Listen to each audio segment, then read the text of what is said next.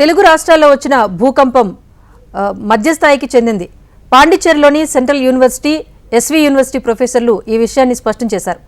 నేటి earthquake zone 5 పరిధిలోకి వస్తుందని అంటున్నారు. వచ్చిన భూకంపం కారణంగా ఎటువంటి ప్రాణ ఆస్తి నష్టం సంభవించలేదని అంటున్న ప్రొఫెసర్లు శివమూర్తి రెడ్డి, సుబ్బారెడ్డితో మా ప్రతినిధి ఫేస్ టు ఫేస్.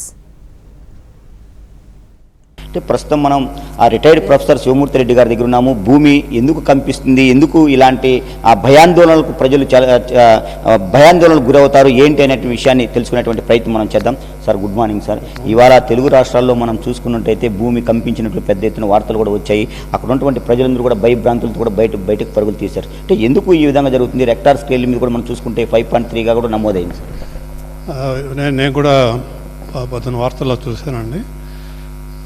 మీరు ఈ భూమి కంపించిందని దీన్ని క్షుణ్ణంగా అర్థం చేసుకోవాలంటే భూమి లోపల ఎన్ని లేయర్స్ ఉన్నాయి, దాని స్వభావం ఏమిటి అనేది తెలుసుకుంటే కొంచెం ఈజీగా అర్థమవుతుంది మీకు. భూమి లోపల 3 పొరలు ఉంటాయి. పైన ఉండేది క్రస్ట్ అంటారు.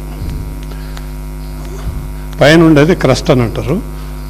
క్రస్ట్ వచ్చి 20 కిలోమీటర్స్ నుంచి 40 కిలోమీటర్స్ థిక్నెస్ ఉంటుంది. అది సముద్ర భాగంలో ఉండేది థిక్నెస్ తక్కువ ఉంటుంది. భూమి పైన ఉండేది 40 కిలోమీటర్స్ వరకు ఉంటుంది. దీంట్లో ఈ లేయర్లో ఉండేది సాలిడ్ రాక్స్ ఉంటాయి. ఈ క్రస్ట్ కింది భాగంలో మ్యాంటిల్ అని ఉంటుంది. ఆ మ్యాంటిల్ వచ్చి ఆల్మోస్ట్ 5,000 కిలోమీటర్స్ ఉంటుంది థిక్నెస్. దాంట్లో మీరు చూస్తే రాక్స్ ఉంటాయి. లోపల పోయే కొద్దికి రాక్ వచ్చి సాలిడ్గా కాకుండా ప్లాస్టిక్ మెటీరియల్ మాత్రం ఉంటుంది, ఆల్మోస్ట్ లిక్విడ్ మాత్రం. దాని కింద మన కోర్ అని ఉంటుంది. కోర్ వచ్చి ఆల్మోస్ట్ 1,300 కిలోమీటర్స్ రేడియస్, అది థిక్నెస్ ఉంటుంది. ఈ టాప్ లేయర్ క్రస్ట్లో ఉండే రాక్ లేయర్స్ ఐస్ వచ్చి ఈ సముద్రంలో ఉంటే ఐస్ తేలుతుంది చూడండి, అలాగా ఈ సెమీ లిక్విడ్ పైన తేలుతూ ఉంటాయి. అదే కాకుండా క్రస్ట్లో ఉండే రాక్ సింగిల్ రాక్ పీస్ కాదు, రాక్ మాస్ కాదు, అది it has been divided into 7 plates. మనం ఇప్పుడు కాంటినెంట్స్ 7 కాంటినెంట్స్ అంటాం చూడండి, అలాగే 7 మేజర్ ప్లేట్స్గా డివైడ్ అయింది, పగిలిపోయింది. దాని తర్వాత అపార్ట్ ఫ్రమ్ మేజర్ ప్లేట్స్ మీకు చిన్న చిన్న ప్లేట్స్ ఉంటాయి. ఇప్పుడు మనకు వచ్చి ఇండియన్ ప్లేట్ అంటాం. ఇండియన్ ప్లేటు ఏషియన్ ప్లేట్లో ఒక భాగం. అలాగే ఆస్ట్రేలియన్ ప్లేట్ అంటాం. Australian plate, Indian plate, Eurasian plate అని. యురేషియన్ ప్లేట్ అంటే మీకు హిమాలయన్ పై భాగంలో ఉండేదాన్ని యురేషియన్ ప్లేట్ అంటే. ఇప్పుడు చైనా, పాకిస్తాన్ ఇలాంటి యురేషియన్ ప్లేట్ అంటాం. ఈ ప్లేట్స్ ఎప్పుడు ఒకే స్థానంలో ఉండవు, మూవ్ అవుతూ ఉంటాయి. 2 ప్లేట్లు ఇట్లా డైవర్జ్ కావచ్చు, అంటే విడిపోవచ్చు, దూరంగా జరగచ్చు, లేకపోతే దగ్గరకు కూడా రావచ్చు, లేకపోతే ప్యారలల్గా కూడా మూవ్ కావచ్చు. ఏదైనా పాసిబిలిటీ ఉంటుంది.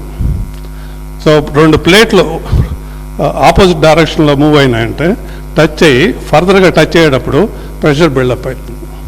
ఆ ప్రెషర్ ఒక లెవెల్కి మించిపోతే బయట వచ్చేస్తుంది. అది బయట వచ్చినప్పుడు ఆటోమేటిక్గా భూమి కంపిస్తుంది. ఇది 5.3 అనేది మధ్య రకమేనండి. ఎందుకంటే లెస్ దాన్ 2.5 మామూలుగా స్కేల్లో వస్తే మనకు అసలు ఎటువంటి మనం వాటి యొక్క భూకంపం జరిగింది అనేది మనం సెన్స్ చేయలేం. అంటే చూడడానికి కూడా ఏదన్నా కదలికలు కానీ ఇలాంటివి మనకు అసలు మనం గుర్తించలేమన్నమాట. 2.5 దాటిన తర్వాతనే మనం ఏదన్నా ఎర్త్క్వేక్ వచ్చినప్పుడు ఆ వైబ్రేషన్స్ వల్ల ఏమన్నా కానీ ఒక వస్తువులు కానీ, ఇంట్లో వస్తువులు కానీ, ఎక్కడన్నా కానీ కింద పడ్డం కానీ ఇలాంటివి మనము ఎక్స్పీరియన్స్ చేయగలుగుతాము. సో ఇప్పుడు వచ్చిన 5.3 అనేది ఏంటంటే 5.4 వరకు, లెస్ దాన్ 2.5, 2.5 టు 5.4, 5.5 నుంచి 6, తర్వాత 6 to 6.9, 6.9 నుంచి తర్వాత 7 నుంచి 8 అనేది చాలా తీవ్రత ఎక్కువగా ఉండేదన్నమాట. మనకి ఇప్పుడు వచ్చిండేది 5.3 అనేది 2.5 to 5.4 మధ్యలో పడింది.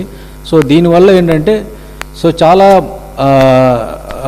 తక్కువ మోతాదులో మనకి ఇంట్లో వస్తువులు కానీ లేకపోతే ఒక బిల్డింగ్స్కి సంబంధించిన ఒక కన్స్ట్రక్షన్ సంబంధించినటివి ఏదైనా కానీ ఒక చిన్న క్రాక్స్ కానీ చిన్నవి మైనర్ క్రాక్స్ అంటాం, చాలా మైనర్ క్రాక్స్ పడే అవకాశం ఉంటుంది. సో అంతకు మించి పెద్ద డ్యామేజ్ జరిగే పెద్ద చెట్లు పడిపోవడం, అప్రూటింగ్ అంటాం, అలాంటివి కానీ ఏదన్నా కానీ టెంపరీ స్ట్రక్చర్లు పడిపోవడం కానీ ఇలాంటివి అయితే జరగదు 5.3కి మనకు రిక్టర్ స్కేల్ ప్రకారంగా. సో ఇప్పుడు వచ్చిన ఈ భూకంపం ఏదైతే భూకంపాలని మనం జనరల్గా 2 రకాలుగా మనం గుర్తిస్తారు.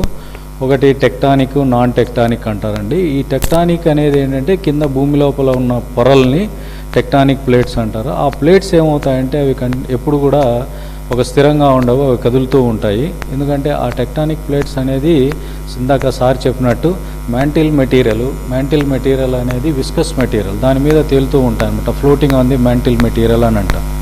సో ఇవేమవుతాయంటే మూవ్ అవుతూ ఉంటాయి కంటిన్యూగా, దోసారి అవి స్టేషనరీగా ఉండవు అనమాట. ఇవి ఎప్పుడైతే కొలైడ్ జరగడం అంటే ఒకదానితో ఒకటి ఢీ కొట్టడం వలన కూడా కొంత ఎనర్జీ జనరేట్ అయ్యి ఆ ఎనర్జీ కాస్త మనకి ఎర్త్క్వేక్ కింద మారిపోతుంది. సో ఇప్పుడు వచ్చినవి ఏంటంటే ఇవి కూడా ఏంటంటే టెక్టానిక్కే కానీ నాన్ టెక్టానిక్ కాదు. నాన్ టెక్టానిక్ అనేటివి ఎప్పుడు చెప్తామంటే మనము వోల్కానిక్ యాక్టివిటీ జరిగినప్పుడు, అగ్నిపర్వతాలు బద్దలైనప్పుడు కానీ, తర్వాత సునామీలు జరిగినప్పుడు కానీ, ల్యాండ్ స్లైడ్స్ జరిగినప్పుడు కానీ, పెద్ద డ్యాముల వల్ల కింద భూమిలో ఇంపాక్ట్ జరగడం, ఇలాంటివి జరిగిన సందర్భాల్లో మనం నాన్ టెక్టానిక్ అనేసి చెప్తాం. సో టెక్టానిక్ ఎర్త్క్వేక్స్ అంటే కింద పొరల వల్ల. ఇప్పుడు కూడా ఏంటంటే ఈ మీ కిందాక గూగుల్లో చూస్తే ఆ లొకేషన్స్ అన్నీ గూగుల్ ఎర్త్లో కనుక వేసి చూస్తే అవన్నీ కూడా ప్రాంతాలన్నీ కూడా కృష్ణాకి, గోదావరికి, 2 రివర్స్కి మధ్యలోనే మొత్తం అన్నీ పడుతున్నాయి. సో ఈ మధ్యలో ఉండే జోన్ ఏంటంటే ఇదంతా కూడా కృష్ణా గోదావరి బేసిన్ అంటాం. సో ఈ కృష్ణా గోదావరి బేసిన్ ఏంటంటే దీంట్లో సెడిమెంట్స్ అనేటివి థిక్నెస్ ఎక్కువగా ఉంటాయి. ఇవి సాలిడ్ రాక్ కాదు, అన్కన్సాలిడేటెడ్ ఫార్మేషను, ఎక్కువ థిక్నెస్ ఉండటం వల్ల ఈ అడ్జస్ట్మెంట్స్ అనేటివి జరుగుతూ ఉంటాయి. సో ఈ అడ్జస్ట్మెంట్స్ జరగడం వలన ఇప్పుడు వచ్చిన భూకంపాలు కూడా ఒక కారణం అని చెప్పేసి చెప్పొచ్చు అనమాట. సార్ ఇప్పుడు మనం ప్రత్యేకించి చూసుకున్నట్టయితే ములుగు దగ్గర ప్రారంభమైంది, విజయవాడ దగ్గర అంతమైంది. అది టోటల్గా 7 minutes 7 seconds భూమి కంపించింది అన్నారు. అయితే ఈ యొక్క పోల్ అదేవిధంగా ఈ సీ ఉన్నటువంటి సముద్ర ఏరియాలోనే జరిగినట్టు అనిపిస్తుంది. అందుకనే ఏమంటామంటే భూకంపాలు ఎక్కడైతే భూమి లోపల మనకు మొదలవుతాయో, ఎక్కడైతే ఉద్భవిస్తాయో స్టార్టింగ్ పాయింట్ అంటారు, దాన్ని ఫోకస్ పాయింట్ అంటారు.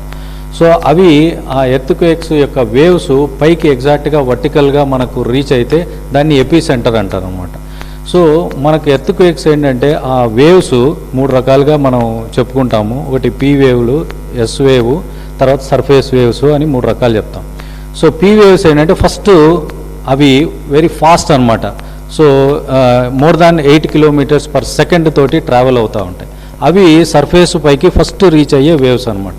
సో ఈ వేవ్స్ వర్టికల్గా మనకు పీ వేవ్స్ అనేటివి గట్టిగా అంటే సాలిడ్స్లోను, లిక్విడ్స్లోను, గ్యాసెస్లోను మూడిట్లో కూడా ట్రావెల్ చేయగలుగుతాయి ఆ స్పీడ్ తోటి. తర్వాత ఎస్ వేవ్స్ అనేటివి సెకండరీ వేవ్స్ అంటాం. ఈ సెకండరీ వేవ్స్ అంటే ఇవి ప్రైమరీ వేవ్స్ కన్నా కొంత తక్కువ వెలాసిటీ తోటి మూవ్ అవుతాయి. సో ఇవి ఎక్కడైతే మనకు ములుగు ప్రాంతంలో కింద 40 కిలోమీటర్లు అని చెప్పేసి చెప్తా ఉన్నారు. ఇప్పుడు కింద ఎక్కడో ఆరిజిన్ అయింది, ఆ ఎర్త్క్వేక్ అనేది అక్కడ ట్రిగ్గర్ అయింది. సో ఆ వేవ్స్ పీ వేవ్స్ అనేటివి ట్రావెల్ చేసి అవి అంతా కూడా పూర్తిగా ఇట్లా స్ప్రెడ్ అయ్యి అంటే లాంగిట్యూడినల్గాను ట్రాన్స్వర్స్గాను స్ప్రెడ్ అవుతాయి. స్ప్రెడ్ అయినప్పుడు పైకి రీచ్ అయ్యేటప్పటికి దాని యొక్క ఇంటెన్సిటీ తగ్గుతూ వస్తుందన్నమాట.